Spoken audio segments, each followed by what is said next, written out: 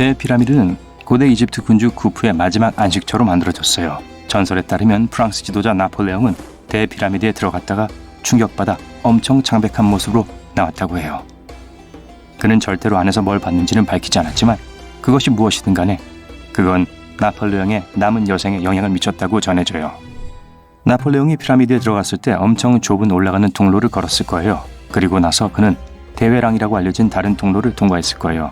이 복도는 이전 복도보다 천장이 훨씬 더 높았을 거고 자갈도 있었을 거예요. 그리고 나서 거대한 화강암 덩어리가 늘어선 피라미드의 중심부인 왕의 묘실에 도착했을 겁니다. 하지만 우리가 상상했던 것만큼 웅장하진 않았을 거예요. 이집트인들이 훨씬 후에야 피라미드의 매장실을 장식하기 시작했기 때문에 이곳에 벽을 장식하고 있는 상형 문자는 없어요. 피라미드 깊숙한 곳에 있는 파라오의 무덤도 금 덩어리부터 세계에서 가장 비싼 보석까지 보물로 가득 차 있었을 거예요. 하지만 이 모든 것들은 오래전에 이미 약탈당했겠죠. 아마 그곳에 남겨졌을 유일한 물건은 한때 왕의 미라를 담고 있었을 거대한 석관이었을 거예요. 또 나폴레옹은 왕비의 묘실을 지나쳐야만 했겠죠. 하지만 이 방에는 여왕이 없었을 가능성이 높아요. 왜냐하면 피라미드는 보통 한 사람만을 위해 지어졌기 때문이에요. 여기서부터 이어지는 신비한 터널이 있어요. 오늘날까지 아무도 이 터널이 지어진 목적에 대해 확신하지 못해요. 그리고 나폴레옹이 마주쳤을 불가사의하고 섬뜩한 것은 그뿐만이 아닐지도 몰라요. 왜냐하면 피라미드에 고대 저주를 남긴 파라오의 이야기는 훨씬 그 전으로 거슬러 올라가거든요. 많은 피라미드들 외부엔 평화를 방해하고 진입한 사람들에게 일어날 끔찍한 일들을 알려주는 경고문이 써져 있어요. 우린 나폴레옹이 대피라미드에서 뭘 보고 그렇게 무서워했는지 정확히 알 수 없을지도 모르지만 우린 투탕카멘의 무덤에서 무엇이 발견됐는지는 확실히 알고 있어요. 투탕카멘은 왕위에 올랐을 때 겨우 8, 9살이었던 고대 이집트 파라오였어요. 그는 1922년 그의 무덤이 거의 온전하게 발견되었을 때 문화적 현상이 되었죠. 투탕카멘의 피라미드는 이집트에 있는 지금의 룩소르 테베에 있는 왕가의 계곡에 자리 잡고 있어요. 대피라미드와 달리 투탕카멘의 무덤은 아름다운 벽 장식으로 덮여 있었어요. 벽에는 그가 지하 세계를 통해 어떻게 사후 세계로 여행할 것인지에 대한 이야기가 적혀 있었죠. 이집트인들은 모든 사람들이 이 여행을 해야 한다고 믿었고 그래서 그 사람들이 그곳에 가는 걸 도와주기 위한 물건과 그림으로 무덤을 채워 넣었었죠. 벽에 주문이 그려져 있을 수도 있어요. 그들은 다음 왕국으로 넘어가는데 이게 도움이 될 거라고 믿었습니다. 이 여정은 꽤 오래 걸릴 것이고 그런 이유로 고대 이집트인들 피라미드를 음식들로 채워 넣었었죠. 투탕카멘의 피라미드는 과일 바구니 8개로 가득 차 있죠. 심지어 그곳에서 진저브레드 과일이라고 불리는 것도 발견되었습니다. 그 방은 가구들, 조각상들, 옷들, 지팡이 그리고 다른 많은 것들로 가득했었어요. 피라미드는 많은 옷과 값비싼 보석들을 발견할 수 있을 거예요. 고대 이집트인들은 조상들이 저승으로 스타일리시하게 여행 가기를 원했죠. 그들은 투탕카멘의 마지막 안식처에 최고 품질로 50개가 넘는 옷을 함께 넣어두었어요. 튜닉, 스카프, 장갑, 머리 장식 그리고 엄청난 양의 보석이 있었어요. 팔찌, 펜던트, 목걸이, 반지 그리고 보호를 위한 풍뎅이들 모두가 안에서 발견되었어요. 이 모든 각각이 금이나 귀중한 보석으로 만들어졌었죠. 또 이집트의 뜨거운 태양 아래 오래된 파라오를 시원하게 해줄 타조 깃털로 만든 부채도 있었어요. 하지만 피라미드 내부의 온도는 사실 20도를 넘어가지 않았어요. 고대 이집트인들은 오늘날 우리도 완전히 이해하지 못하는 엄청나게 시원한 에어컨 시스템을 개발했던 거예요. 투탕카멘의 피라미드에는 또한 그의 여행을 돕기 위해 흑단, 상아, 은 그리고 금으로 만들어진 130개의 지팡이가 있었어요.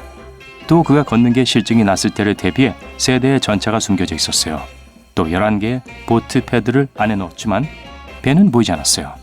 피라미드엔 파라오가 가장 좋아하는 향과 향수가 뿌려졌을 거예요. 투탕카멘의 피라미드를 발굴했을 때 이미 고대에 독을 당했다는 게 금방 분명해졌어요.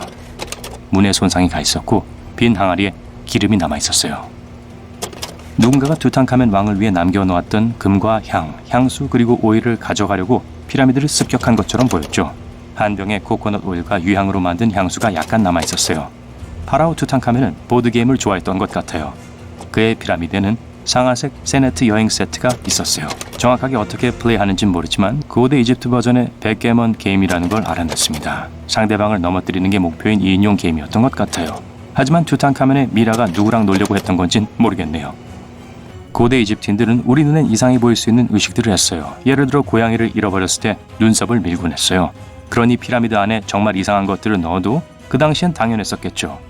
고고학자들은 피라미드에서 4,000년 이상 거슬러 올라가는 미라로 만들어진 고양이와 딱정벌레 컬렉션을 발견했어요. 이 컬렉션은 카이로 남쪽에 있는 사카라의 피라미드에서 발견되었어요. 또 안에서 많은 화장도구와 거울들을 발견했어요.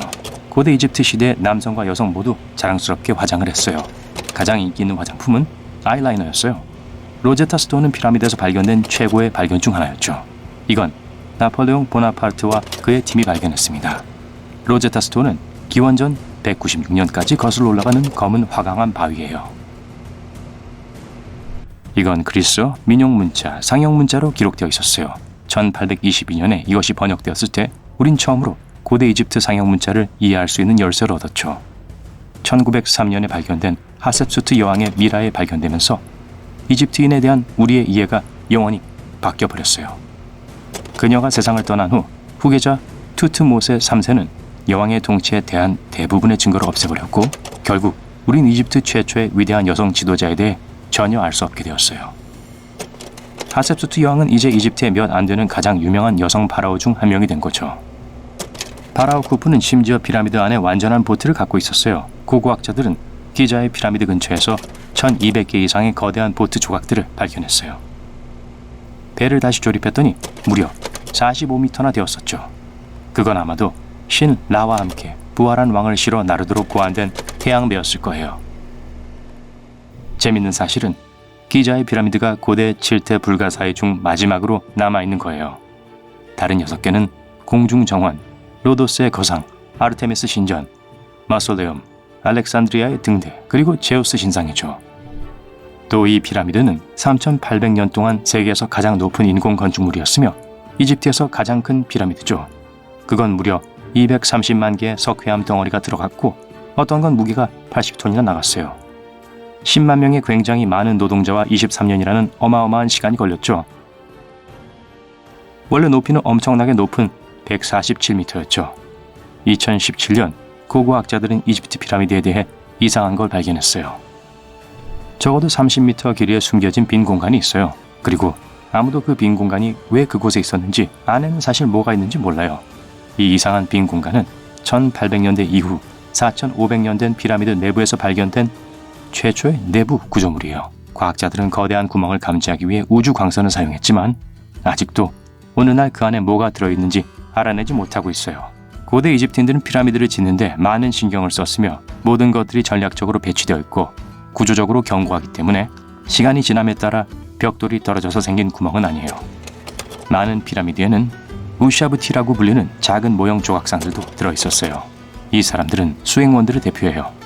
사람들은 이 모형 조각들이 파라오를 섬기기 위해 사후 세계에 살아날 거라고 믿었죠. 하지만 이 모든 것들이 진짜로 이 안에 들어맞는다는 게 놀라워요. 구조물 안에는 사실 큰 공간이 없고 대부분 바위밖에 없거든요.